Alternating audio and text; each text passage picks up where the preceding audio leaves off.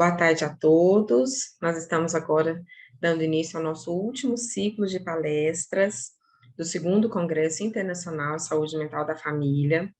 Quem estará palestrando agora conosco é a nossa querida professora Miriam, por quem eu, Fernanda, pessoalmente tenho um grande carinho, me ensinou muito no meu mestrado. E ela, a professora doutora Miriam, é graduada em Psicologia pela PUC de Campinas, mestra em Psicologia pelo Programa de Pós-Graduação em Psicologia da PUC de Campinas, doutora em Psicologia por este mesmo programa da PUC de Campinas, doutora em Psicologia pela Université Charles de Gaulle Lille 3, pós-doutora em Psicologia pela Universidade de São Paulo, com estágio pós-doutoral na Université de Paris, Nanterre, e gente, eu não sei falar francês, me ajuda se eu estou falando errado. Docente do Instituto de Psicologia da Universidade Federal de Uberlândia, aprimorada em Saúde Reprodutiva da Mulher pela Faculdade de Ciências Médicas da Universidade Estadual de Campinas. Professora Miriam conversará agora conosco sobre o fim do mundo, experiências ao viver uma gestação interrompida. Professora Miriam, lhe passo a palavra. Bem-vinda.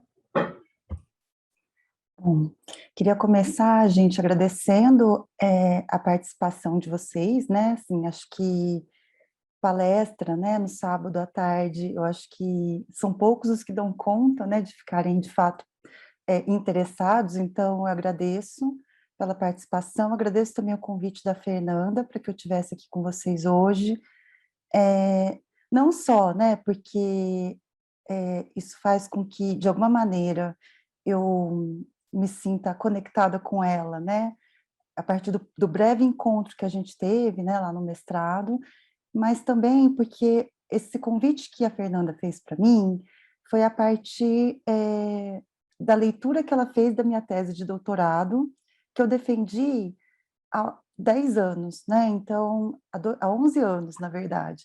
Então, quando a Fernanda me escreveu, me convidando para falar sobre aquilo que eu pude aprender, né, a partir do meu doutorado, foi uma chance que eu tive de revisitar a minha tese, né, que no final das contas eu mais carreguei dentro de mim do que fiquei relendo ao longo desse tempo todo. A minha tese de doutorado, ela se chama Fim do Mundo, o imaginário coletivo da equipe de enfermagem sobre a gestação interrompida.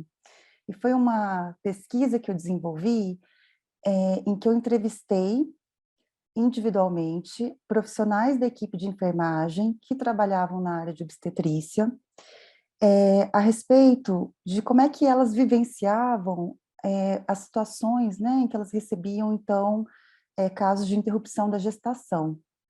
E me chamou muito a atenção, né, porque, assim, eu fui entrevistando, então, essas profissionais, né, da equipe de enfermagem, e eu pedia para que, no final da entrevista, elas fizessem um desenho sobre o tema uma mulher cuja gestação foi interrompida.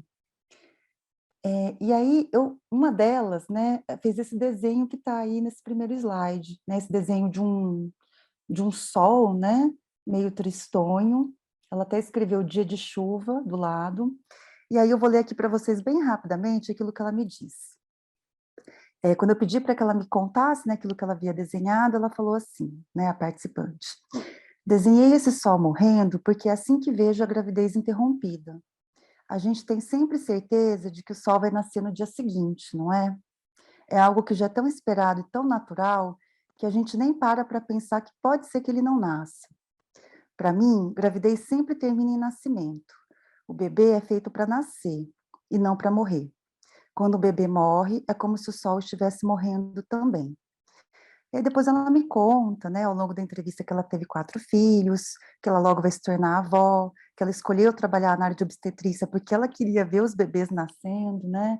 Então, eu fiquei tão impactada com essa entrevista, né, em meio às várias entrevistas que eu realizei, que no final das contas eu acabei intitulando, então, né, a minha tese de doutorado a partir, então, desse sol morrendo, enfim, né, desse imaginário de um fim de mundo que foi trazido, então, por essa participante ao longo da minha pesquisa, tá?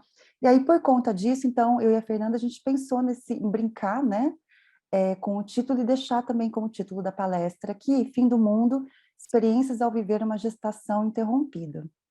Então, aqui, gente, eu vou falar com vocês, desde o lugar de alguém que fez pesquisa de mestrado e doutorado nessa área, mas também eu trabalhei durante um período na área de obstetrícia, e é interessante, né, porque de fato, quando eu cheguei lá, eu achava que eu ia ficar ouvindo só, sabe, eu ia estar numa área do hospital que ia estar longe da doença, né, assim, acho que esse é o imaginário que a gente tem da área de obstetrícia, né, então eu imaginava que eu ia ficar escutando coraçãozinho de bebê, né, aquela decoração, assim, bem maternal, né, infantil ali da área de obstetrícia, e aí logo no começo eu já percebi, assim, que a coisa não seria tão cheia de vida como a gente tende a pensar na hora que a gente imagina, né, a área de obstetrícia. Então, acho que também não é à toa que eu acabei me enveredando para essa temática no meu mestrado e doutorado, porque eu acho que essa experiência que eu tive no hospital acabou, de alguma maneira, me impactando e me levando a querer estudar mais sobre essa temática. Então, eu fico feliz de poder voltar a falar sobre isso aqui com vocês, né? Pode passar, por favor.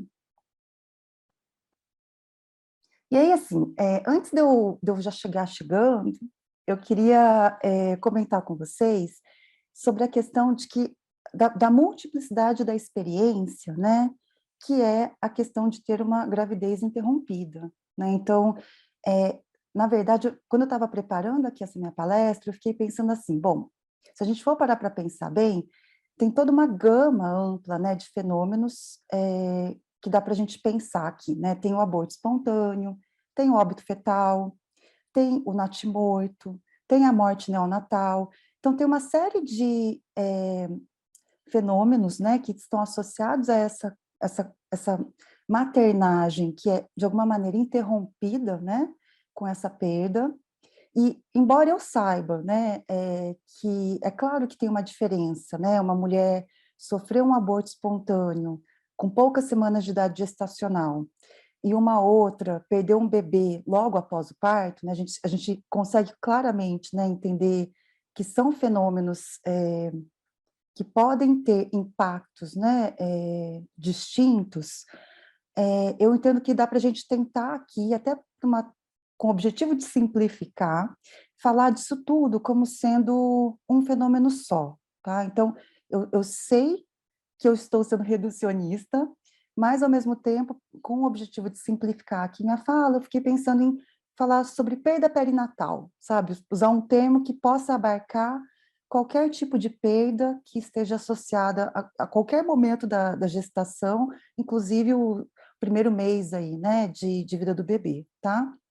Então, fiquei pensando em colocar a coisa desse jeito, porque eu acho que embora a gente possa pensar em diferentes experiências, né, dentro da temática da perda perinatal, a gente entende que são perdas da mesma natureza, tá? Então, é nesse sentido que eu pensei em fazer esse convite, tá?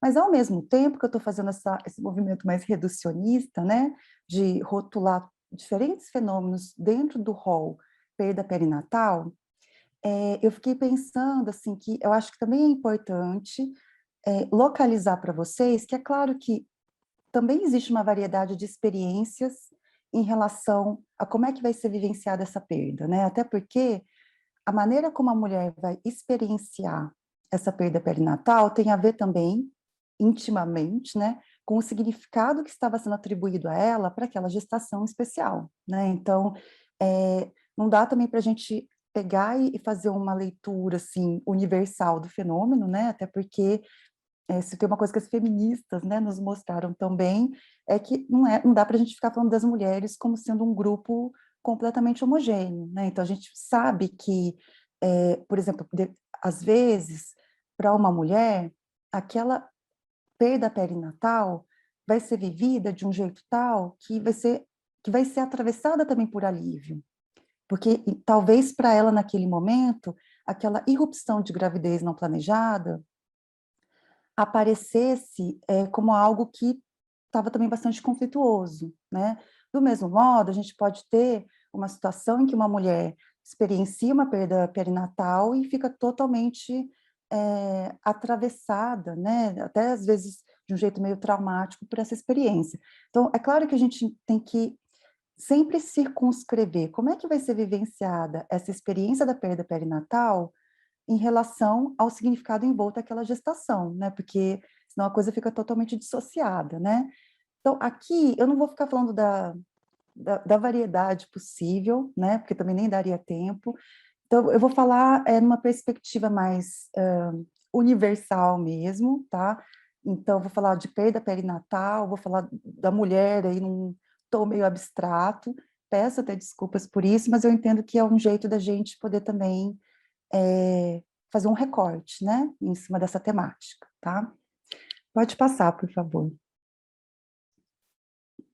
Bom, e aí, o que eu fiquei pensando, né? Então, eu fiquei pensando assim, bom, preciso falar com eles sobre a experiência da mulher diante da perda perinatal, né? E aí, eu gostei muito de um texto, que é esse Coelho Filho e Lima, 2017. Todas as referências que eu usei, gente, elas estão nos últimos slides, tá? Eu não sei se a organização vai compartilhar, por mim não tem problema nenhum, né? Esse material é de vocês. Então, mas tem um artigo que eu gostei muito, que é esse Coelho Filho e Lima, de 2017, que é um artigo que eles organizam a experiência da mulher frente à perda perinatal, falando de 3 tipos de lutos, né, que são experienciados por ela. Então, eles falam que tem um luto dela em nível individual, né, então tem um sofrimento dela com ela mesma, em relação à sua própria identidade, tem o sofrimento dessa mulher que remete à sua relação conjugal, né, pensando ali numa mulher que se encontra numa união, né, conjugal com o pai daquele bebê, e tem também um sofrimento com o entorno social, né? Então, a mulher ela é atravessada por 3 diferentes lutos concomitantemente. Tem uma dor dela com ela mesma, tem uma dor dela no campo da conjugalidade, e tem uma dor em relação a um outro, que não é só esse outro cônjuge, né, o par conjugal, é a sociedade como um todo. É claro que essa discriminação, né, gente, ela é mais assim com o objetivo de organizar do que uma discriminação assim toda certinha, né? Porque a gente não vai fazer uma avaliação do tipo, essa mulher tá com luto na relação social e só conjugal, né? Não é isso. Mas até porque a gente sabe que as dores que a gente sente no nosso fórum íntimo, elas também estão impactadas pelo social, né? Assim, como bem disse Freud, né? Em Psicologia das Massas e Análise do Eu, não tem essa coisa, né? De psicologia individual e psicologia do grupo, né? As coisas elas estão interligadas, né? Interconectadas. Mas vou fazer essa divisão aqui para ficar mais didático, tá? Então, aí eu pensei da gente conversar um pouquinho sobre essas três, esses 3 diferentes níveis de luto que são vivenciados pela mulher no momento em que ela vivencia, né, uma perda perinatal. Pode passar, por favor.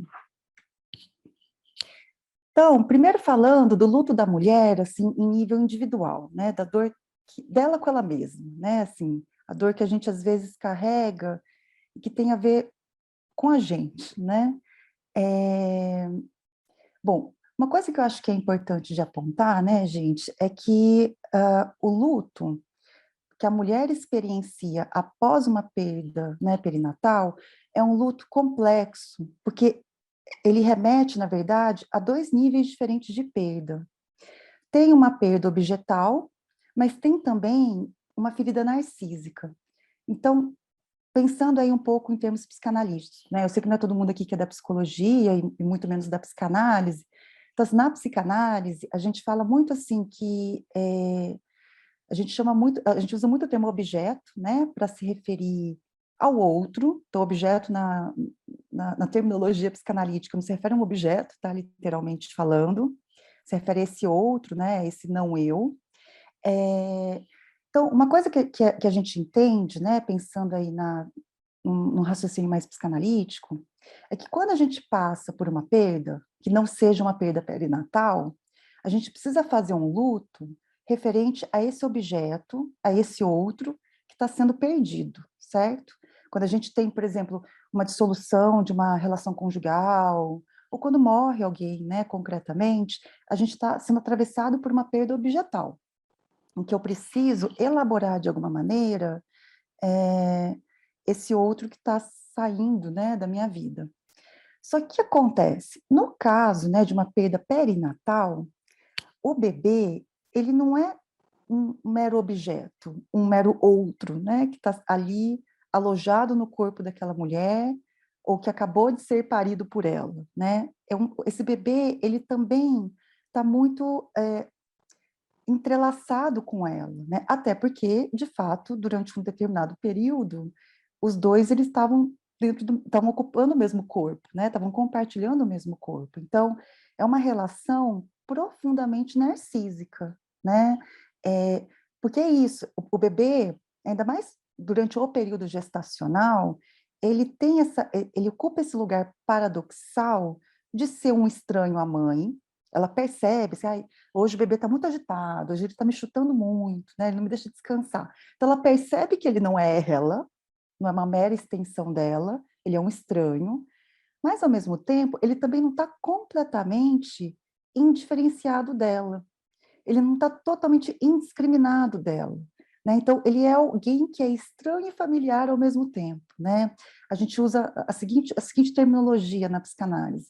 O bebê, durante o período da gestação, ele é um ser que, para a mãe, ainda está às vias de objetalização, ou seja, ele ainda é um eu não eu, sabe? Ele tá nesse limbo ali.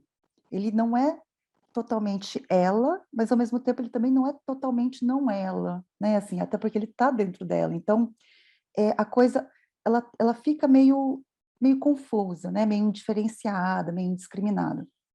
Então, quando acontece do bebê, né, da mulher acabar perdendo o bebê, principalmente nesse período gestacional, ela não tem que fazer um luto só entre aspas, né, por um bebê que ela perdeu, mas tem também uma ferida narcísica que a atravessa, porque também é uma parte dela, né? É como se ela tivesse sendo amputada, se a gente for parar para pensar bem.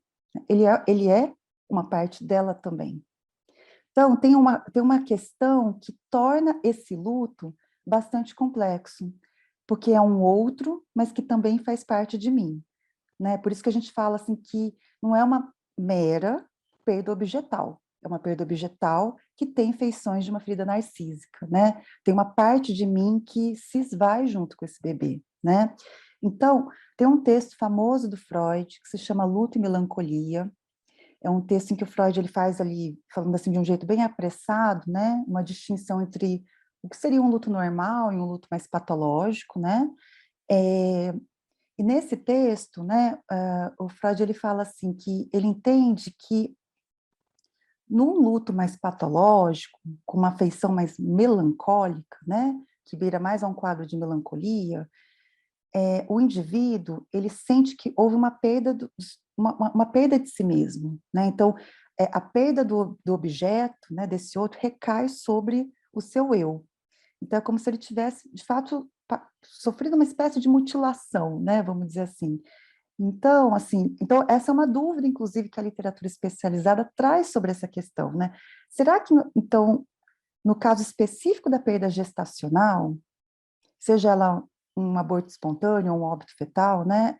Será que nesse caso a gente está diante de um luto que tem uma tendência a ser um luto mais melancólico, uma vez que, de fato, tem uma perda do eu, né? Aí não é só um outro que está sendo perdido, né? Eu também tô sendo perdida junto dessa perda, né? Do outro. Então tem essa questão, né? Tem uma dúvida que é levantada a partir dessa constatação de que a perda gestacional, de alguma maneira, ela também é muito uma perda da própria mulher, de uma parte da própria mulher, tá? Pode passar, por favor. Bom, uma outra característica, ainda pensando naquela primeira dimensão do luto, né? O luto da mulher a nível individual, né? A dor dela com ela mesma. Então, tem uma dor que ela vai carregar, que é dela com ela mesma, né? Que é aquela primeira dor que eu estava comentando, que tem a ver com feições mais narcísicas, perdi uma parte de mim. Tem também uma outra dor que eu acho que é importante de ser falada, que tem a ver com um luto que ele é atravessado pelo sentimento de incompetência barra impotência. Na verdade, o termo impotência foi eu que coloquei, viu? A literatura mesmo, ela fala incompetência. Mas é porque quando eu fiz no meu mestrado, eu entrevistei, né, mulheres que tinham sofrido aborto espontâneo recente, que estavam internadas justamente para curetagem, né, para fazer todos os procedimentos por conta do aborto sofrido. E aí eu me lembro que eu cheguei, né, na seguinte observação a partir dessas entrevistas com essas mulheres, que elas se sentiam muito impotentes, né, mais do que incompetentes. Assim, eu me lembro de uma delas falando assim para mim, que ela já tinha tido 2 perdas, na verdade, né, aquela era a segunda perda gestacional dela. E ela dizia assim, que inclusive ela não tinha contado para o marido dela que aquela era a segunda perda. Ele não sabia disso. Então ela me conta, assim, meio que confidenciando, que ela já tinha engravidado 2 vezes, mas a primeira vez de uma relação outra, em que ela sofreu um aborto espontâneo. E aí ela me conta que ela nunca levou isso adiante, né, assim, nunca também se inquietou demais com essa questão, até porque aquela primeira gravidez não tinha sido planejada, enfim, ela enterrou isso, né. Mas aí na segunda gravidez, que já foi altamente planejada, dentro de uma relação conjugal estável e tudo mais, ela me conta, assim, que ela tinha engravidado, então tinha perdido novamente, o marido dela não sabia disso, ele achava que era a primeira perda gestacional, e ela me pergunta, assim, né, durante a entrevista: "Será que eu não sou capaz de gerar uma vida, né, até o fim? Será que eu não sou capaz de produzir um filho? Será que eu tinha que ter investigado antes, né, ter me inquietado antes, ter feito toda uma investigação, médica por conta disso?" Então, ela traz uma inquietação que me fez muito pensar na palavra impotência, mais do que incompetência, né. Então, na minha dissertação de mestrado, eu até brinco com essa palavra, né, no sentido, assim, de apontar que quando a gente pensa na impotência do homem, a gente pensa na impotência sexual, né. Mas, nesse caso, a impotência da mulher, na nossa sociedade, parece estar associado à impotência de produzir um bebê, né, assim, de ter uma gestação bem-sucedida, enfim, com um bebê que vai ser saudável, né. Então, eu entendo que o luto da mulher em relação a ela mesma, né, quando ela sofre uma perda perinatal, tem muita é um luto que ele é atravessado profundamente por um sentimento de incompetência, de impotência, com essa mulher se sentindo incompetente ou impotente por não conseguir gerar filhos, né. Por mais que a gente esteja hoje numa cultura em que as mulheres elas têm, eh, exercido a sua vida, né, para além da maternidade, né, por mais que a gente veja as mulheres ocupando diferentes lugares para além da maternidade, a gente ainda tem, né, muito a maternidade, associada à feminilidade, né. A gente ainda tem muito essa leitura que sobrepõe a maternidade ao feminino. A gente é uma sociedade maternalista, né. Então, eu peguei até um trechinho de uma feminista, que ela fala o seguinte, ela fala assim, né, que há uma premissa social, de acordo com a qual uma mulher que não é mãe é uma pessoa vazia, insatisfeita e deficiente, esperando para ser preenchida pela maternidade, com a maternidade sendo encarada como o nascimento de uma mulher tão completa quanto possível, né. Então, a dona é uma feminista que vai apontar, assim, né, que por mais que a gente hoje não esteja mais naquele campo da maternidade compulsória, né, como ocorria até até há pouco tempo, ainda tem uma transformação incompleta, né, do ponto de vista de imaginário social, né. Então, e ela vai falar o seguinte, então que ainda tem sim, né, essa leitura, social de que é esperado que a mulher, né, seja mãe, se ela não é, fica uma fantasia de que talvez então ela tenha alguma deficiência, algo que a impede de fato, exercer essa maternidade plenamente, tem uma fantasia de que talvez ela não vá ter se realizado ou que ela não seja uma mulher tão completa quanto outros, é como se tivesse faltado vivenciar uma experiência revolucionária tal como a da maternidade, né. Então, tem essa premissa social, então quando uma mulher, ela não dá conta, né, de, levar uma gestação adiante, ou ela tem um bebê que não nasce saudável, né, e tudo mais, ela passa por uma dor também identitária nessa perspectiva, né? Então, ela sofre narcisicamente, porque, como eu estava comentando no slide anterior, mas ela também sofre por imaginar que ela não está sendo competente em relação ao seu potencial reprodutivo, né? Assim, como se ela fosse, ela não tivesse a competência de levar uma gestação adiante, né? Então, a gente tem ainda uma cultura que coloca muito, né, que ser mãe de ninguém, ou seja, não ter filhos, né, é algo que é, é mais associado a aspectos negativos do que neutros ou positivos, né? E aí até tem autores que mencionam assim, né, será que quando as mulheres, né, que perderam filhos, elas apresentam-se como mães de anjo, né? Não sei se vocês já viram essa terminologia. Será que quando essas mulheres, né, elas se apresentam como mães de anjo, de alguma maneira também elas não estão tentando achar uma forma, né, de se encontrar nesse meio entre ser mãe e não ser mãe, né, assim, de achar uma identidade em que elas não são nem, elas não se veem como mães, mas ao mesmo tempo elas não se veem como mãe de ninguém. Então, é tentar circunscrever um lugar, né, de identidade para elas. Eu tive uma vez uma paciente, na época que eu trabalhava no hospital, que ela tinha sofrido 10 perdas gestacionais. Eu lembro que eu estava no ambulatório de pré-natal, de perda gestacional, né? E aí eu estava triando quem eram os pacientes daquele dia que eu chamaria para atendimento psicológico, no período não dar conta de chamar todo mundo. E aí eu vi nesse prontuário dela que ela tinha tido já 10 perdas gestacionais.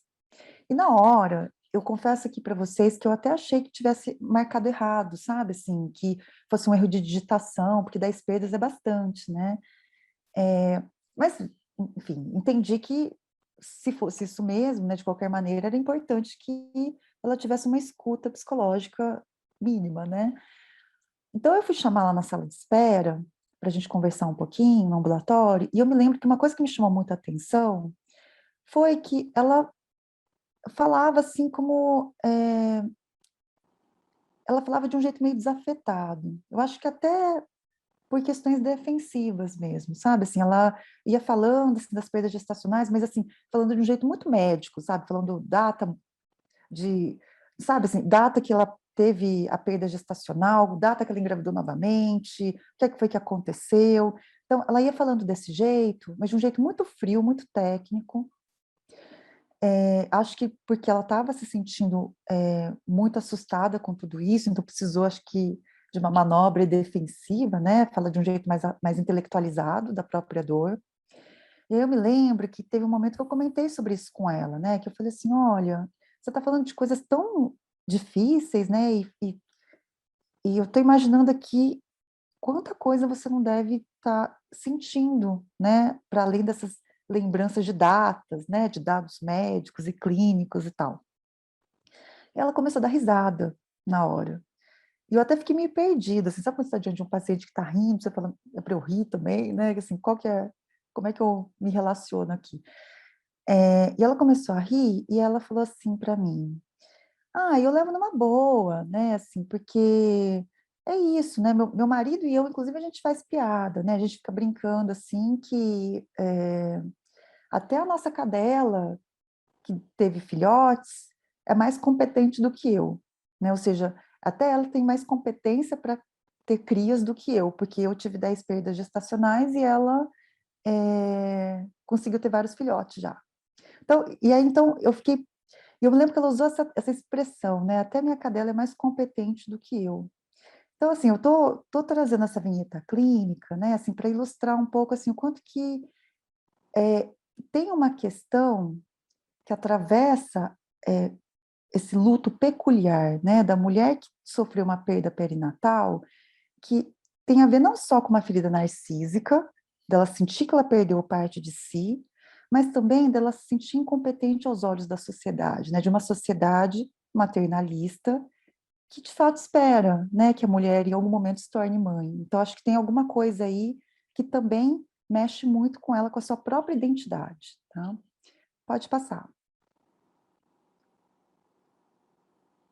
E aí, falando ainda desse luto, né, que a mulher tem com ela mesma, diante de uma perda perinatal, eu trouxe ainda um terceiro aspecto, o terceiro e último aspecto, para apontar que o luto dessa mulher também ele é atravessado por sentimento de culpa. Então, tem não só a marca da ferida narcísica e a marca do sentimento de incompetência, né, e de impotência aos olhos da sociedade, mas tem também um luto que está muito associado à fantasia de culpa, né, com a mulher fantasiando muito que, de repente, os aspectos hostis que ela experienciou naquela gestação podem ter desencadeado essa perda perinatal.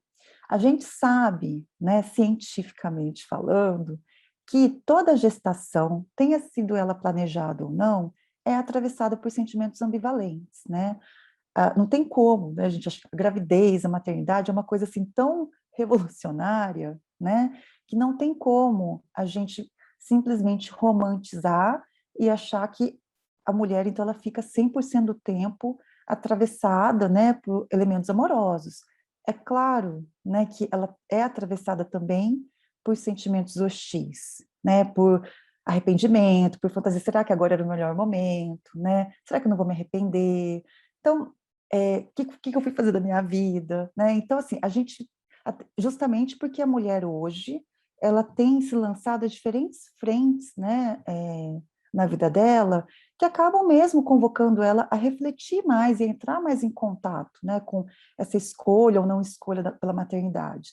Então, o que acontece? A gente sabe que toda gestação é atravessada por sentimentos ambivalentes, ou seja, sentimentos amorosos e ternos em relação àquela gravidez, mas sentimentos hostis também, né, enfim. E mesmo que essa gravidez tenha sido altamente planejada, né, ela é atravessada por essa ambivalência, mas por mais que a gente saiba cientificamente, né, que essa gravidez ela é atravessada por sentimentos ambivalentes, culturalmente falando, é difícil a sociedade, inclusive a própria mulher, né, reconhecer isso dentro de si. Né? A gente ainda tem, justamente por sermos muito maternalistas, a gente ainda tem muito a gente desenha muito, né, essa fotografia de uma mulher 100% feliz, né, feliz 100% do tempo em relação a essa maternagem. Então, o que acontece? Bom, a gente entende que quando a mulher ela é atravessada por sentimentos ambivalentes, né? Ou seja, por sentimentos ternos e hostis em relação àquela gravidez, e ela consegue ter, né, uma gestação tranquila, né, que tem um bebê ali saudável, esse fato faz com que ela fique tranquila em relação à sua própria hostilidade. É quase como se ela percebesse que ela não provocou nada, né, nenhum dano naquele bebê. Agora, quando acontece, né, dessa mulher ser atravessada naturalmente por sentimentos ambivalentes durante a gravidez, e aí, porventura, né, acabar tendo uma perda perinatal, seja em qual momento for, né, aí sim ela pode ter a fantasia de que de repente foi ela a que provocou essa perda perinatal. Até porque isso faz parte do nosso próprio processo, isso é um mecanismo de defesa, né? Assim, quando a gente passa por tragédias, nosso primeiro raciocínio é qual foi a causa, né? Então, de quem que é a culpa? É do médico, que não fez um bom pré-natal? É do meu marido, né, que não tem um bom material genético? Enfim, a gente vai fazer esse movimento, né, alucinado. Então, a gente vai buscar um culpado. E quando isso está relacionado a uma gravidez que se inscreve no corpo feminino, a mulher ela tende a se sentir muito culpada, né, em relação a isso, né? Então ela pode ter fantasias de que o fato de ela não ter ficado 100% feliz o tempo todo, ou dela ter no primeiro momento rejeitado aquela gestação, de alguma maneira tenha prejudicado aquele bebê, né? Então, geralmente as mulheres que sofrem alguma perda perinatal, elas são muito atravessadas por essa fantasia de culpa de, será que fui eu que de alguma maneira, né, provoquei essa situação? Eu tenho uma orientanda, né, de trabalho de conclusão de curso, aqui na Universidade Federal de Berlândia, que ela entrevistou mães cujos bebês estavam na UTI neonatal, né?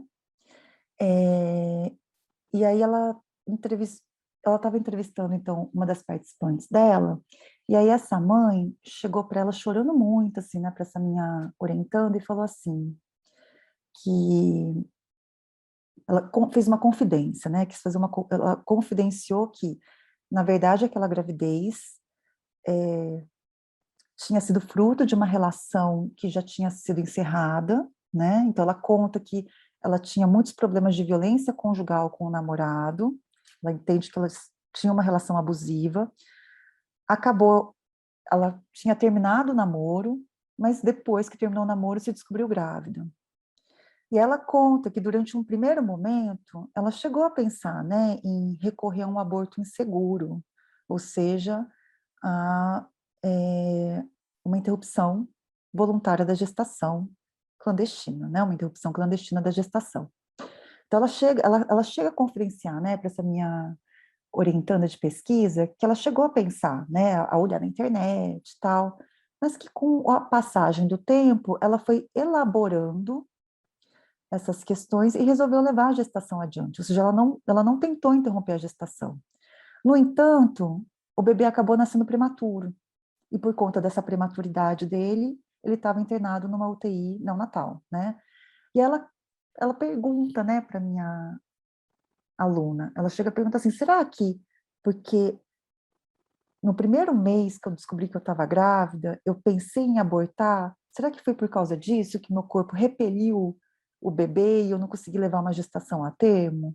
Será que foi por causa, foi culpa minha, né? Então, veja, assim, a fantasia dela, de que o fato dela ter pensado no aborto, só o fato dela ter pensado no aborto no primeiro mês, teria desembocado nessa expulsão precoce, né, do bebê em relação ao corpo dela, ocasionando aí num parto prematuro. Então vejam como ela tinha toda uma fantasia de culpa, né? E a palavra culpa, né, gente, se a gente for parar para pensar bem, acho que ela atravessa não só a mulher diante de uma perda perinatal, mas a todo o fenômeno da maternidade, né? A maternidade é um fenômeno atravessado pela culpa, né? Eu peguei essa referência aí, Halassi 2018, que é uma autora que fala, né? Ela usa ela brinca, né? Ela usa uma expressão, maternidade da culpa, porque a gente vive numa sociedade em que a mulher ela é tão exigida, né? Em relação aos cuidados parentais, né?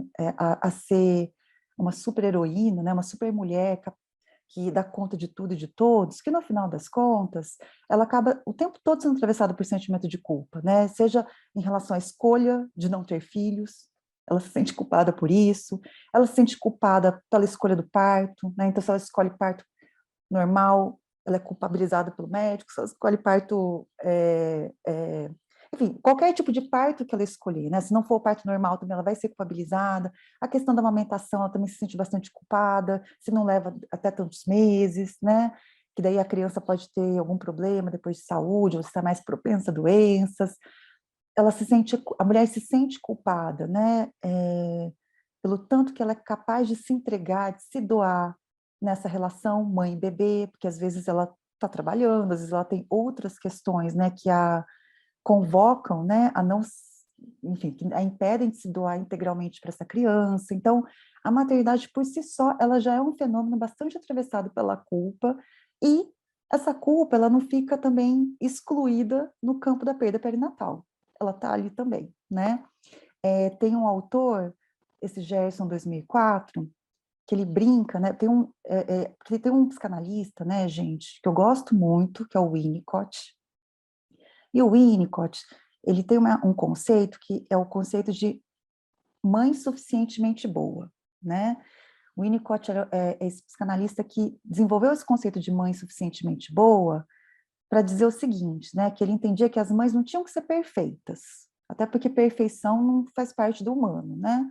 Mas ele falava de uma maternagem que tivesse que ser, então que não precisava ser uma maternagem perfeita, mas que tinha que ser minimamente suficientemente boa, né? Ou seja, tinha que ser capaz de atender minimamente as necessidades para que de ofertar as provisões ambientais mínimas necessárias para que aquele bebê pudesse se desenvolver.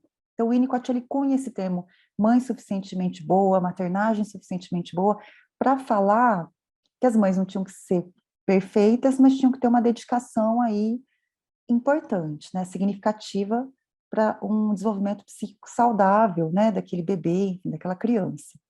E aí o Gerson, né, esse autor aí, Gerson 2004, ele fala assim, o problema é que hoje as mães, né, elas são tão atravessadas pela culpa, pelo fenômeno da maternidade da culpa, que no final elas são mais, o tempo todo parece que a gente está diante de mulheres sentindo que elas estão padecendo de uma maternidade que não é suficientemente boa, né, então o tempo todo as mulheres, elas têm essa impressão culposa, né, de que elas não estão sendo suficientemente boas. Então, fica uma coisa assim, o quanto que... Porque, de fato, é um termo que fica mesmo impreciso, né? O quanto que é realmente necessário, né? Então, a coisa, ela é bastante complicada, né? Então, acho que um primeiro aspecto que eu queria pontuar, o primeiro aspecto não, os aspectos que eu queria pontuar sobre esse luto da mulher com ela mesma, eu acho que tem a ver, então, com essa ferida narcísica, que eu acho que é um luto muito peculiar, tem um sentimento de incompetência perante a sociedade, pensando que a mulher ela é muito circunscrita à maternidade ainda na nossa sociedade, e ela é muito atravessada por fantasias de culpa, tá? Aí, o próximo slide, por favor. Aí, aqui, eu já queria falar mais do segundo tipo de luto, que é o luto da mulher na relação conjugal, né? Então, agora saindo dessa relação da mulher com ela mesma, né? E pensando na relação da mulher com o pai do bebê, né? Vamos pensar aqui nesse modelo bem tradicionalzão, né? De família, assim, a mulher com o pai, enfim, e ambos juntos aí numa união conjugal estável. Então, assim, existe essa dúvida na literatura, né? Será que a dor da perda é maior para a mulher do que para o homem? A mãe sente mais do que o pai? Né? Então, os autores eles se questionam a respeito disso, né? Existe uma tendência a compreender que as mulheres elas sentem mais do que os homens, já que a gravidez ela se inscreve no corpo feminino, né? Então, se a gente for retomar aquilo que eu estava falando do luto da mulher com ela mesma, como a gravidez ela está inscrita no corpo feminino, é a mulher que cuida da amamentação, da gestação, né? Enfim, é a mulher, gente, que cuida, inclusive, de usar os métodos contraceptivos, né? Na maioria das vezes, enfim. Se a gente for pensar que está tudo muito na conta da mulher, né? Então, dá para a gente supor, de tabela, né? Que as mulheres, elas tendem a sentir mais do que os homens também, tá? Então, quando acontece uma perda perinatal, a tendência é de que as mulheres sintam mais do que os homens. Claro que fica ruim fazer essa hierarquia de sofrimento, né? Assim, fica... Mas a ideia é essa, né? A gente tem um entendimento de que as mulheres tendem a sofrer mais do que os homens, já que são elas que estão narcisicamente envolvidas nessa gestação, né? E que são socialmente responsabilizadas por esse fenômeno, né? Que é o campo da perinatalidade, né? Então, tem vários autores que apontam que quem tem que ser o alvo preferencial de intervenção é essa mulher, é a mãe. A mãe enlutada é aquela que deve ser prioritariamente acompanhada, né, pelos diferentes profissionais aí da área de saúde. Mas uma coisa que alguns autores vêm apontando, que aí eu quis trazer aqui para vocês, e que eu acho muito interessante, como uma discussão, inclusive, contemporânea e atual, é que o fato dos homens eles acabarem fazendo uma coisa que, de fato, né, gente, eu que trabalhei na área de obstetrícia, eu não vou mentir, assim, eu lembro que na época que eu trabalhava na área de obstetrícia, era comum a gente ver, assim, os homens mais num lugar periférico mesmo, né, então, eles se ocupavam mais de dar um suporte para a mulher, né, ou seja, eles iam lá cuidar de toda a parte mais burocrática, né, referente a essa perda perinatal, eles ficam ali mais cuidando dos processos, né, do procedimento todo e apoiando a mulher. Então, isso é um dado mesmo, né, uma constatação. Mas uma coisa que alguns autores vêm se questionando é assim, será que isso que acontece, dos homens eles ficarem mais no lugar de cuidar das mulheres, é algo que é assim mesmo, naturalmente, ou também não é um reflexo de um imaginário social de questões de gênero, né? Porque talvez a gente espere tanto que o homem sinta menos do que a mulher, que talvez ele também se sinta impelido a ter que sentir menos do que ela, né? Ou seja, a expressar menos do que ela. A gente tem essa cultura de homem não chora, né? Homem não pode chorar. Então, são algumas questões assim que a gente vem pensando, né? Assim, eu entendo que por conta da gravidez, né, se desenvolver no corpo feminino, eu entendo que o luto para a mulher ele é realmente mais complexo, porque não é uma perda objetal, é uma perda objetal e uma ferida narcísica, mas ao mesmo tempo acho que a gente precisa começar a pensar mais nesses homens, sabe? Assim, eu acho que nós profissionais da área de saúde, assim, tanto que é importante que a gente comece a pensar mais no lugar dos pais, né? Até que ponto será que eles se sentem tão menos assim? Até que ponto que a gente deve, às vezes, prestar um cuidado só à mulher? Fico pensando que às vezes seria até interessante um cuidado ao casal. A gente tem um ranço, né, uma tradição dentro da psicologia clínica, que é da clínica individual, né? E aí, na hora que a gente vai pensar na clínica individual, nesse contexto, realmente a mulher acaba brilhando, né? Mas se a gente for parar para pensar um contexto mais contemporâneo, em que a gente tem falado tanto de parentalidade, né? Buscando uma equiparação do cuidado parental, buscando superar um pouco, né, certas normativas de gênero, acho que faz bastante sentido a gente pensar que também é interessante, sabe, prestar um cuidado tanto à mulher quanto ao homem, né, assim, não só entendendo que este homem pode estar sofrendo tanto quanto essa mulher, mas também porque as mulheres sofrem muito ao perceberem que geralmente os homens encerram o assunto antes delas, né? Então, eu estou me lembrando aqui de uma pesquisa que uma outra orientanda minha fez com mulheres que tinham sofrido perda gestacional anteriormente, né? E, e muitas delas falavam assim que elas tinham raiva dos companheiros porque elas sentiam que eles parece que não sentiam mais nada, né? Assim, que eles não que parece que elas ficavam até que testando assim, né, para ver daqui a pouco vai ser a data de falecimento, né, enfim, do bebê. Será que ele vai se lembrar? Ou ele precisa que eu o lembre, né? Então assim, as mulheres, elas são muito atravessadas por essa fantasia de que esse descompasso é alvo de sofrimento também, vocês entendem? Assim, então, a mulher, ela sofre também na sua conjugalidade. Ela não sofre só com ela mesma. Ela sofre por perceber que talvez o cara esteja sofrendo menos do que ela, ou por perceber que ele talvez gostaria que ela estivesse sofrendo menos do que ela está sofrendo, que talvez ela tivesse que estar no mesmo timing que o dele. Então, vai criando um descompasso conjugal, né? Porque é claro que as questões de parentalidade, elas atravessam as questões de conjugalidade, né? As coisas estão interligadas. E aí, no final das contas, então, tem alguma coisa ali que a gente precisa também se ocupar, né? Assim, acho que é esse aspecto, assim, que eu tô querendo abrilhantar, né? Assim, iluminar. Assim, acho que tem um cuidado que é necessário também a este casal, né? Assim, acho que fortalecer esse vínculo. Às vezes eles podem entrar numa dinâmica de culpabilização, a culpa é sua, a culpa é da... né? Nós não somos um casal capaz de ter um bebê perfeito e saudável, isso pode ir minando a conjugalidade, né? Então, são questões que eu acho que são interessantes da gente poder acompanhar, né? Pode passar, por favor. E aí, assim, sei que tá, eu tenho só mais acho que uns 10 minutos, né? É isso, né, gente? Tá. Então, já estou me organizando para falar, então, do terceiro e último tipo de luto que a mulher, ela atravessa diante da perda perinatal, tá? Que aí é aquela que é referente à relação social como um todo. Eu já não estou mais falando só do par conjugal, né? Desse parceiro íntimo ali na domesticidade do lar, tá? Estou falando agora da relação dessa mulher com o mundo, tá bom? Então, uma coisa que a gente nota é que existe uma tendência da sociedade a negar o sofrimento que é experienciado pela mulher, né? Diante de uma perda perinatal. Então,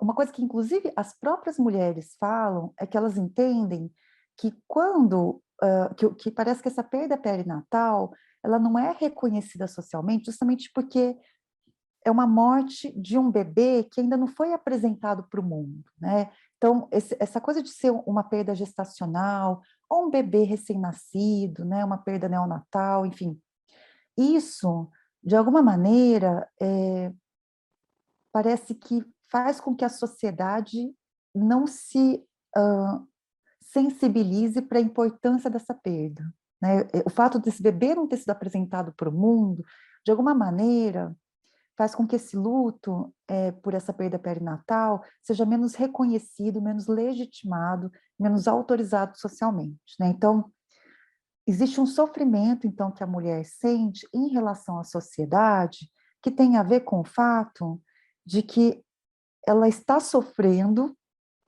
mas ela sente que ela não poderia estar sofrendo, né? Então,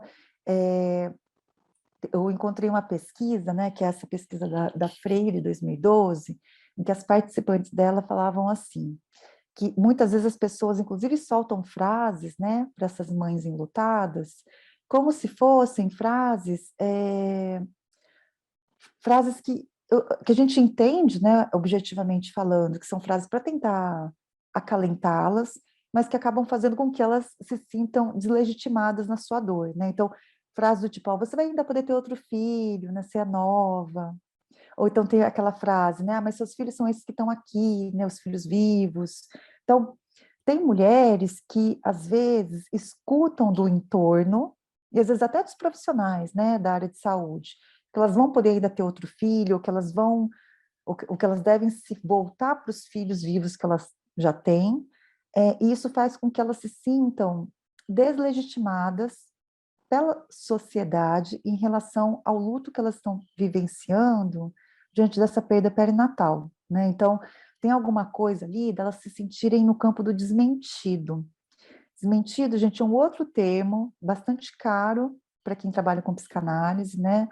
É, é um termo que tem a ver com a seguinte ideia, né? É, tem alguns psicanalistas que compreendem que aquilo que torna um evento traumático, ou seja, alguma coisa assim que fica que é difícil de ser elaborada, né, psiquicamente falando, aquilo que torna um evento traumático não é o evento em si, não que ele não seja horroroso, né, não é isso, mas não é a catástrofe em si, mas é a maneira como o entorno acolhe ou não essa catástrofe. Então, eu ter sido, por exemplo, né, eu ter sido vítima de violência sexual, eu estou falando, estou dando exemplo da violência sexual porque o termo do desmentido vem daí, né? Então, eu ter sido vítima de violência sexual e contar para as pessoas e elas não acreditarem em mim, faz com que essa violência sexual se torne traumática. Não que a violência sexual ela não seja catastrófica, né? Uma tragédia por si mesma, mas o fato de eu pedir ajuda, pedir socorro, e eu não receber esse suporte, é como se fosse, é isso que instaura, é isso que faz com que o evento ele finalize, né, no traumático. Então, a ideia do desmentido ela tem a ver com isso, quer dizer, é o entorno não ser capaz de legitimar a dor que está sendo sentida profundamente por alguém. E que não necessariamente precisa estar associada à questão da violência sexual, embora o conceito de desmentido tenha sido desenvolvido a partir dessa cena, né? Mas então dá para a gente pensar que as mulheres que estão sofrendo, né, com uma perda perinatal e que ficam escutando do entorno que elas já deveriam estar bem, que elas deveriam estar melhores, elas acabam sendo conduzidas a uma experiência do desmentido que aí sim pode tornar essa experiência de fato traumática, né? Traumatogênica. Então, existe uma tendência, né, da nossa sociedade. Por que isso acontece, né? Isso não acontece, na verdade, só porque é uma perda perinatal. Na verdade, nós temos, né, enquanto cultura, muita dificuldade de pensar na morte, de falar sobre ela, de lidar com o luto, que, querendo ou não, nos convoca, né, para a nossa finitude, para a nossa impotência, né, para os nossos limites. Então, a gente tem mesmo muita dificuldade, né, de pensar na questão da morte, da perda, né, a gente vê o quanto que existe uma pressa para que essa temática seja rapidamente elaborada, até quando a gente para pensar nas questões trabalhistas, né? Você tem uma semana aí para ficar mal e depois voltar com tudo, né? Então, existe mesmo, né, na nossa cultura maior, não só no campo da perinatalidade, existe uma cultura nossa de um luto mais silenciado, né, de um pacto do silêncio, de um certo interdito para ficar pensando nas questões de morte, de luto. Existe até uma normatização, né, quer dizer, a pessoa ela pode chorar, mas não é para chorar o tempo todo. Tem lugar e hora para ela chorar, né? Então a gente deixa a coisa meio regrada, né, de tanto que parece que a coisa nos atravessa.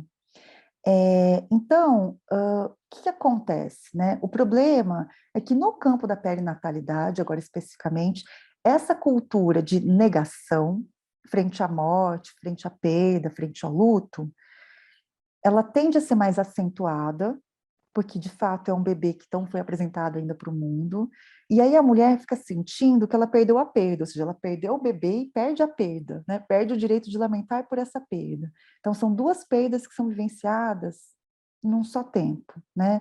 A gente vê que as mulheres, elas vêm tentando, mais recentemente, fazer frente a isso, né? Então, elas têm criado grupos, blogs, campanhas, já tem dia, né, nacional de conscientização. Então, a gente vê, assim, que tem rolado uma discursivização, né, por parte desse público, reivindicando a maior sensibilização da sociedade, né, em relação às suas dores, né? Eu acho que isso é uma questão muito importante, né, que é uma conquista das próprias mulheres, meio que reivindicando a sociedade, né, a legitimar a dor delas e a parar de ficar operando no campo do desmentido para com elas, né, mas, ao mesmo tempo, uma coisa que alguns autores pontuam, né, que eu trouxe aqui para vocês, é que a gente também tem que ter muito cuidado, porque, ao mesmo tempo, né, em que esses grupos todos, né, de pais de anjos, né, enfim, ao mesmo tempo que esses grupos todos são muito importantes, né, essa horizontalidade, essa troca de experiências, né, é uma maneira deles se sentirem pertencentes uns aos outros, né, e tudo mais. Ao mesmo tempo que isso é valioso, tem uma questão que é, assim, a gente tem que tomar um certo cuidado até que ponto isso não pode levar algumas mulheres a ficar numa repetição do traumático, né? Então, o que eu quero dizer com isso? Assim, a gente também pode ter uma cena oposta, que é a de ter, às vezes, uma mulher que fica presa nessa discursivização, né, de uma mãe enlutada. Então, eu só estou querendo ponderar isso aqui com bastante cuidado, né? Porque, assim, não é que eu estou dizendo... a gente entende na psicanálise que tudo tem que ser analisado com certo cuidado, né? A gente tem que tomar muito cuidado com compreensões aí universalizantes, né? Então, ao mesmo tempo, então, que a gente entende que participar desses grupos é uma coisa muito importante e valiosa, é uma tentativa de enfrentamento, de elaboração de luto, né? De reivindicação social frente ao luto que é negado. A gente pode, às vezes, também ter um extremo oposto, né? Um avesso disso, que é, às vezes, um grupo também muito repetidamente fixado nesse discurso, sem conseguir também elaborar, né? Porque às vezes justamente essa fixação discursiva impede essa elaboração, né? Então é uma questão aí para a gente pensar. Meu tempo acabou, eu vou pular o próximo slide, só vou para isso. Você vai... Não precisa pular, pode seguir. Não, eu posso fazer isso, uma discussão com eles, Então tá. tá? Aí só queria passar para esse último, né, assim, que é mais um slide de conclusão, né, que eu queria dizer o seguinte, né, assim, eu entendo que é super importante que seja realizado um trabalho, né, por nós profissionais da área de saúde, com essa mulher que sofreu uma perda perinatal, até porque, gente, se a gente for parar para pensar bem, segundo os dados estatísticos, a maioria delas tende a engravidar novamente em menos de um ano, né? Então, e aí, o que eu estou querendo dizer com isso? Então, eu entendo que um trabalho, né, multiprofissional, junto a essa mulher, né, que está sendo atravessada por uma dor significativa frente à perda perinatal, é um trabalho que ele tem duas naturezas. Ele é um trabalho de natureza interventiva, mas ele também é um trabalho de natureza preventiva. Porque se a gente for parar para pensar bem, se essas mulheres vão engravidar novamente, pelo menos em sua maioria, né, elas engravidam novamente no prazo máximo de um ano, isso significa que o trabalho que foi feito com elas durante essa perda, após essa perda perinatal, é um trabalho que pode ajudá-las a elaborar certas questões e vivenciar melhor a próxima gestação. Porque a gente sabe, né, gente, que cada gestação, ela, cada nova gestação, ela é atravessada pela gestação anterior. Então, se eu sofri uma perda gestacional, seguramente a minha gestação subsequente, ela vai estar atravessada por essa perda gestacional anterior, essa perda perinatal anterior, né?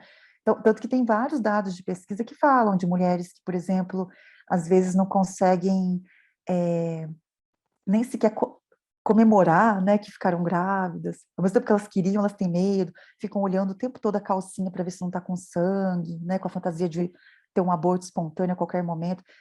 Elas têm mais medo do que o normal, é isso que eu estou querendo dizer, né? Algumas só conseguem contar para as pessoas que engravidaram de novo depois que passa a quantidade de semanas de idade gestacional referente à perda gestacional anterior.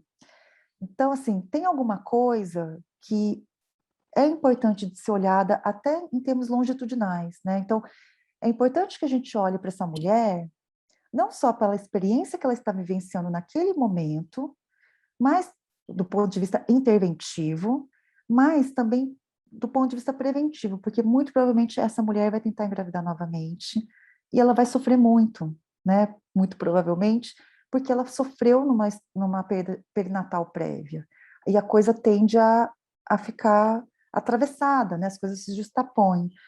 Tem até autores que falam, às vezes, de mulheres que, diante de uma gravidez subsequente, né, uma perda perinatal, acabam, às vezes, padecendo daquela síndrome do bebê por substituição, né? Ou seja, chamando o bebê arco-íris, né? O novo bebê, chamando esse novo bebê pelo nome do bebê falecido, usando as mesmas roupinhas, né? Assim, não conseguindo, na verdade, se vincular com esse novo bebê, porque tem ainda um fantasma, né, de um bebê que foi perdido lá atrás, né? Então, tem alguma coisa que é importante também da gente cuidar preventivamente, né? Então, por isso que eu falo que eu acho que é um trabalho de natureza interventiva e, ao mesmo tempo, profilática, né?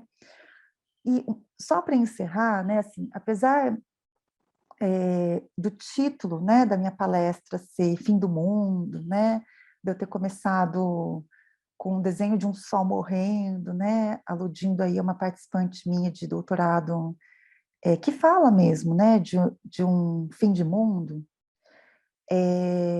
quando a gente pensa num bebê que não chega, né, a sobreviver, eu acho que é importante, assim, encerrar também aqui com vocês com uma fala que não seja também patologizante, sabe? Assim, então, acho que é importante que a gente esteja muito atento nas diferentes áreas do saber, né, nas diferentes áreas de especialidade, em relação a essa mulher, ao seu par conjugal, a esse novo bebê que talvez ela venha a ter no futuro, né? Acho que é importante a gente estar bastante atento e sensível às dores, né, que vão estar gritando aí, mas ao mesmo tempo é claro que a gente também não pode, a gente tem que ter um certo cuidado para a gente não cair num extremo e olhar também para essa questão de saída já psicopatologizante, ou seja, uma mulher que vai adoecer, né, que vai ser atravessada pelo fim do mundo, né, assim, que vai morrer junto com esse bebê, né, porque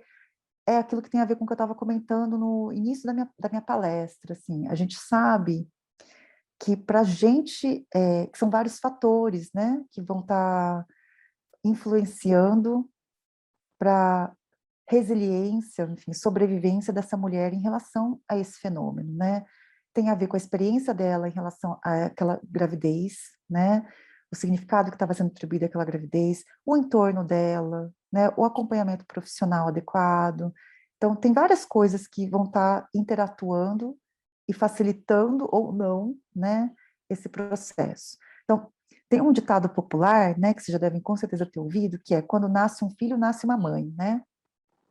mas a gente tem que tomar um certo cuidado para não fazer a proposição inversa, que é que quando morre um filho, morre uma mãe.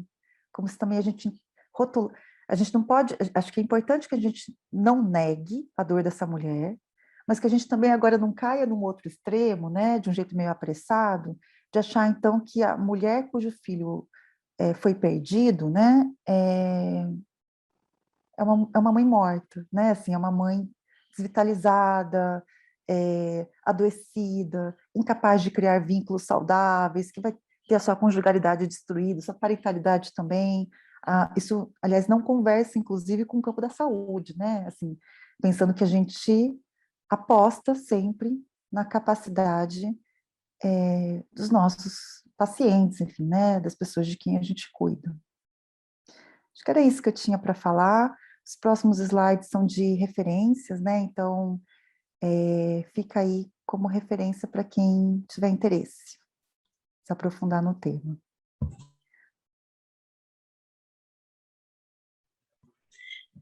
Bom, pessoal, quem quiser conversar com a professora Miriam, fique à vontade, levante a mãozinha aqui e vamos conversar. Mas eu gostaria de fazer alguns comentários, professora Miriam. Primeiramente, muito obrigada por essa palestra tão sensível.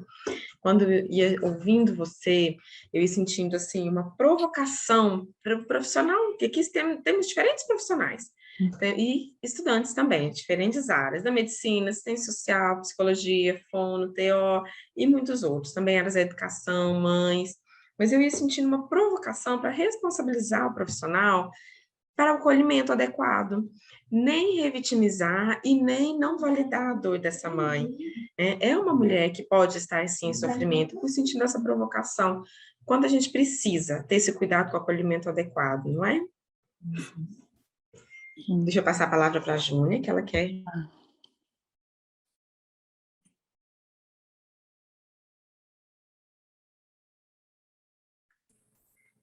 Boa tarde, professora Miriam.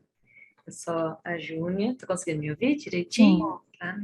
Sou a Júnia, sou psicóloga e fiquei refletindo muito, né, durante a sua fala, que a gente, assim, na clínica, né, em que eu atendo, já atendi muitos casos, não sei se é comum a todos os psicólogos clínicos ou se é uma demanda que chega a mim mais frequentemente, mas é muito comum na minha atuação eu atender mulheres que passaram por perdas gestacionais num número maior. Já atendi mulheres que perderam 2, 3, 7 filhos, né? Algumas conseguiram ter, outras não. E só compartilhar um episódio, né, que aconteceu comigo, e até a Fernanda colocou isso agora, acho importante, né, que a gente precisa ter esse olhar atento enquanto profissional, né, de conseguir acolher, que teve uma pessoa que falou para mim, né, sobre, você é jovem ainda, você está em idade de ter filhos. Eu não sei se eu vou aguentar te ver um dia grávida. E assim, na hora eu assustei, né? A gente, enquanto profissional de saúde também, a gente também é ser humano, né? E em algum momento, as dores do outro vão afetar a nossa humanidade. Porque às vezes, em algum momento, a gente pode estar passando por uma ou conquista ou dor que o nosso paciente quer muito ou perdeu, né? E aí eu lembro que no dia que eu ouvi isso, eu pensei, me atravessou, né, numa força, porque assim, eu não tenho filhos ainda e na época não pensava em ter, mas a fala dela me situou, assim, numa realidade, realmente. Eu tenho idade ainda para gerar, ela já não tinha, já tinha perdido seus 7 bebês, né? Uma mulher de muita dor, e me olhava como uma potencial, uma pessoa em potencial para ter o que ela não podia ter. Então, eu estava num lugar de, além de terapeuta, né, além de psicóloga, uma pessoa que poderia ter o que ela não podia. E como estar, né, nesse lugar de profissional diante também de ser humano, né?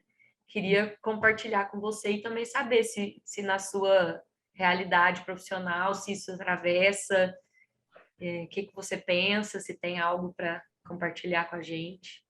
Olha, vou comentar uma coisa assim com vocês. Eu acho que, bom, primeiro, eu acho que assim, o fato dela ter tido condições de falar para você que ela tinha muito medo de você algum dia engravidar e ela vir a se sentir mal com tudo isso, eu acho que já é um grande gesto assim de sanidade psíquica, sabe? Porque e o quanto que ela confiava no vínculo de vocês, né? Porque assim, eu acho que não é qualquer paciente que consegue falar para a gente algo desse tipo.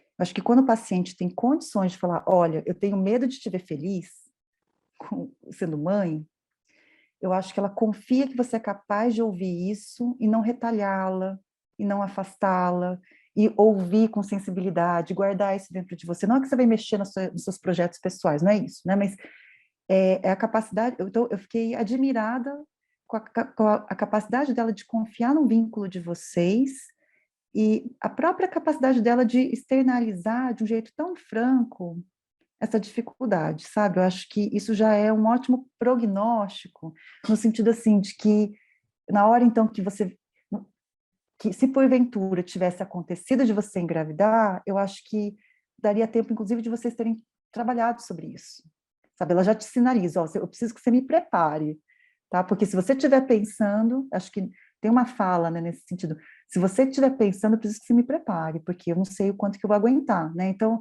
eu acho que isso por si só já nos dá margem para um manejo clínico que talvez de outra forma não seria possível, né? E eu já tive a experiência contrária, na verdade. Quando eu trabalhei no hospital, na área de obstetrícia, foi meu primeiro emprego, né? Então, na época, eu tinha o quê? Uns 24 anos, né? 23 anos, eu era recém-formada. E aí, eu tinha bem aquela carinha, assim, de menininha, sabe? E aí, eu chegava, assim, né? Lá naquelas mulheres, né? Assim, do ambulatório de perda gestacional, mulheres que estavam internadas para curetagem e tudo mais. E eu me lembro, assim, que eu ia lá para acolhê-las e era muito comum, assim, elas falarem assim, se você é mãe, você pelo menos, né, já tem um filho para, tipo, vir falar comigo, né, assim, então eu tinha essa indagação, né, eu tinha experiência contrária, viu, Júlia? A dúvida era assim, mas quem é você na balada, né, para vir aqui falar comigo sobre a dor de uma mãe, né, que perdeu o bebê, sendo que você tem essa carinha aí, né? E eu também manejava, né, assim, eu apontava que realmente, eu às vezes inclusive dizia, né, assim, olha, eu realmente não tenho filhos, mas eu não acho que isso é um impeditivo para que eu possa, de alguma maneira, compreender profundamente aquilo que você tem a me dizer. Às vezes eu inclusive penso, né, gente, assim, que é porque os nossos pacientes, eles entendem, às vezes, que a gente só vai conseguir compreender profundamente aquilo que eles estão vivendo se a gente tiver já vivido, né? Mas eu também penso no contrário, sabe? Eu acho que porque contratransferencialmente falando, se eu tiver muito atravessado por aquilo que meu paciente vive, aí eu também não dou conta de cuidar, né? Então eu fico pensando assim que a dor do meu paciente não pode ser muito parecida com a minha dor, porque eu acho que tem um limite para a nossa capacidade de discriminação, de condução adequada do caso. Então, assim, eu meio que tentava ir por essa linha, sabe? Assim, realmente não tenho, mas eu consigo te acompanhar ainda assim. E acho até que consigo te acompanhar bem por causa disso, sabe? Então, eu acho que tem maneiras da gente se aproximar, né? É isso. Professora Miriam, a Marley gostaria de falar com você. Claro. Marley, fica à vontade. Marley, parabéns, doutora Miriam, sem problemas. Eu já tinha falado numa apresentação anterior, eu não sou terapeuta, não sou psicóloga, eu sou mãe. Só estou fazendo esse curso para ter mais embasamento, que a pandemia me trouxe muitos assuntos e eu sou bastante curiosa pelo desenvolvimento humano, enfim. Quero ponderar duas coisas. Uma é que eu já tive uma perda gestacional. Hoje eu tenho 2 filhos aqui comigo e a minha primeira gravidez eu perdi uma menina, logo no início da gestação. E daí, na época, entrei em alguns grupos, eu estou falando dessa fala porque você falou disso, perdas gestacionais, E eu vi que tinha alguns que era bem o que você falou, assim, que era um ciclo vicioso de ficar na culpa do porquê, o trauma, e não conseguia sair desse ciclo, assim. Logo depois eu engravidei, realmente, mas eu vou ser bem sincera com você, eu só consegui curar, na verdade, essa dor, assim, que eu tinha. Eu não procurei terapeuta porque não era uma coisa que me incomodava muito, assim, mas eu buscava conversar com pessoas e nesses grupos que eu estava. E eu só consegui realmente dizer que eu fui curada dessa dor que eu tinha quando eu coloquei a religião no meio. Não gostaria de falar de religião aqui, cada um tem a sua, mas quando eu ressignifiquei, eu sou católica, dos motivos que a minha religião a gente acredita, assim, por que, aonde foi parar esse bebê, qual o significado dele ter vindo para mim, todos esses sentidos me fez ter um outro olhar, sabe?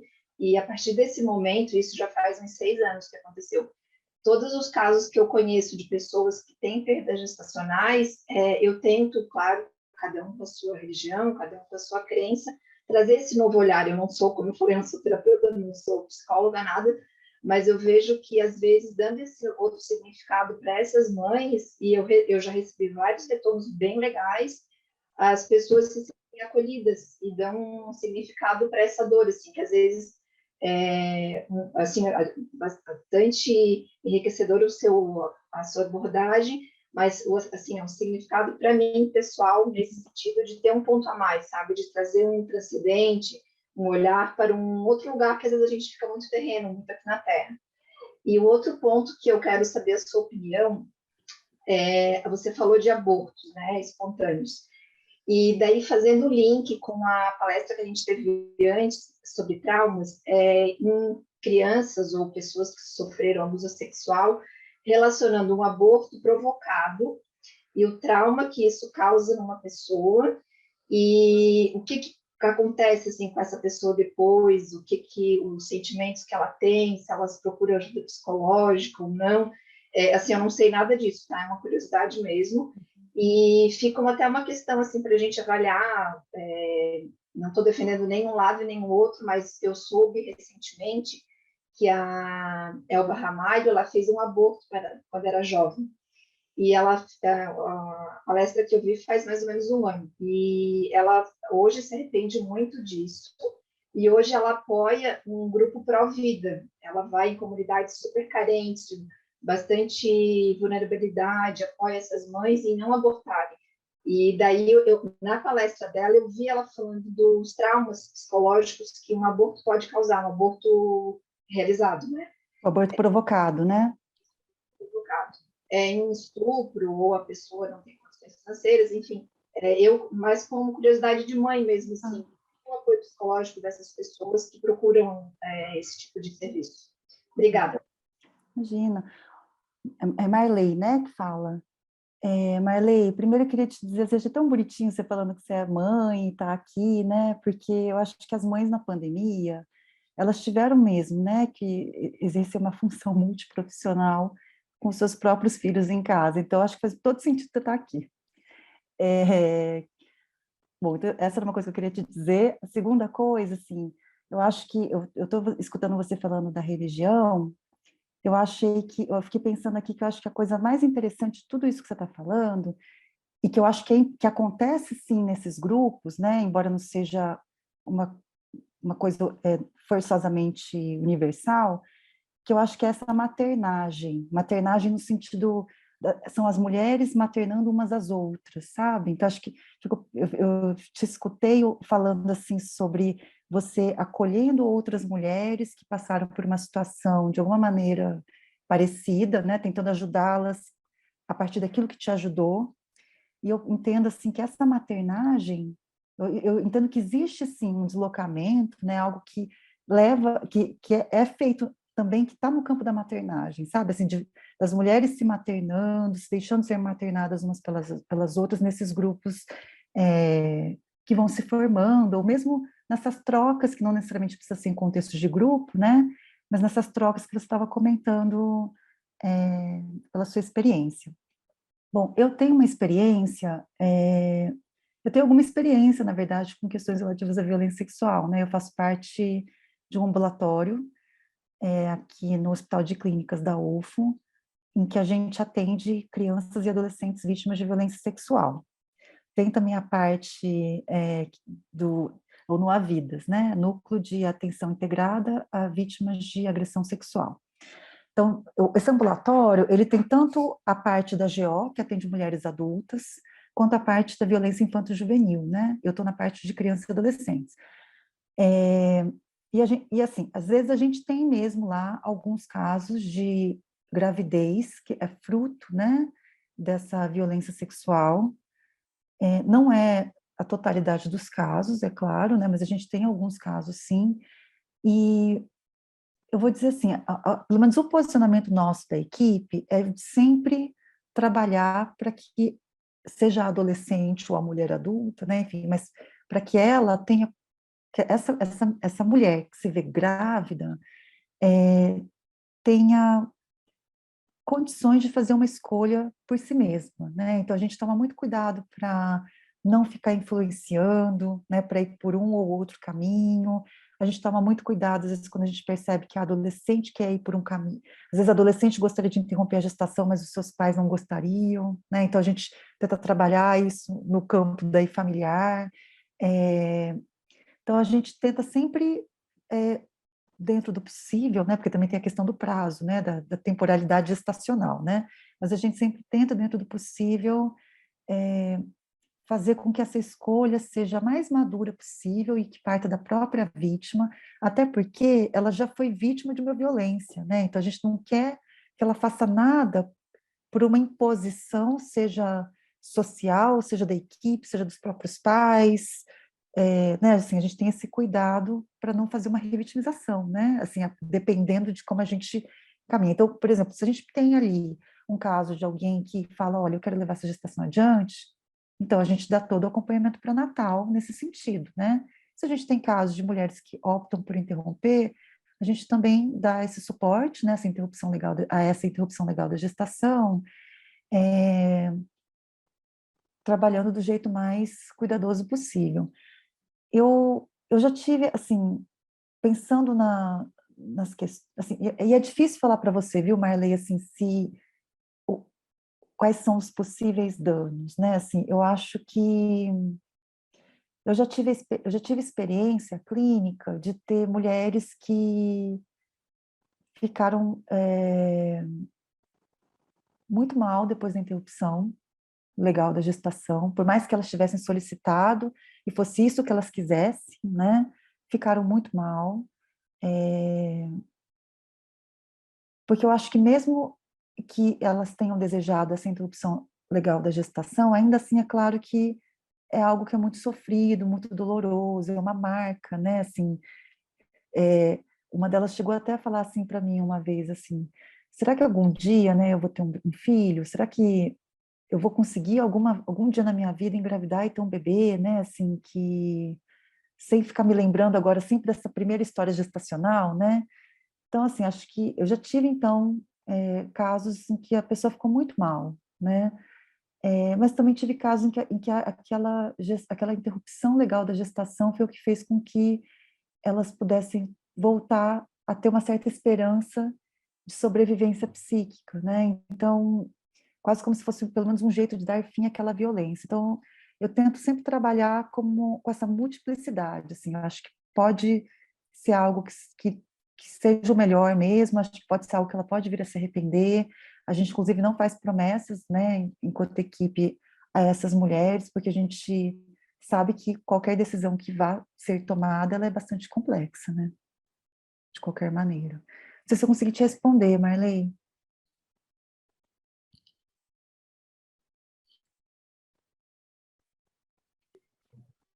Professora Miriam, muito obrigada por tamanha sensibilidade para tratar dessa temática tão difícil, tão delicada, né?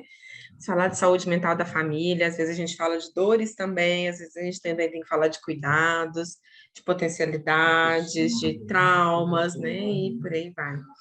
Mas muito obrigada por ter estado aqui conosco em um sábado à tarde, nos abrilhantar aqui com essa temática, com a sua palestra. Obrigada, gente. Obrigada pela companhia, pela presença. eu sei que vocês ainda têm mais eventos, né, mais algumas palestras, então boa continuidade aí para vocês todos, tá bom?